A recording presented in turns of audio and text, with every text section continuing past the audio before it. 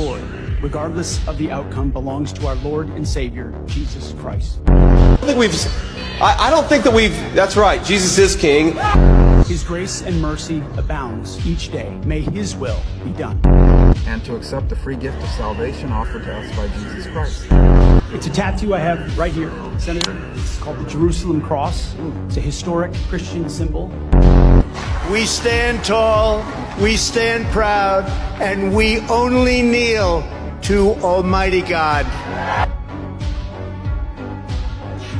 அமெரிக்காவின் அதிபர் தேர்தலில் வெற்றி பெற்ற டொனால்ட் ட்ரம்ப் அவர்களால் பாதுகாப்பு செயலராக பரிந்துரை செய்யப்பட்ட நபர் அங்குள்ள செனட் சட்டசபையில் வைத்து ஆண்டவராகிய இயேசு கிறிஸ்துவை உயர்த்தி பேசியுள்ள காணொளி அனைவரையும் நிகழ்ச்சியடைய வைத்துள்ளது.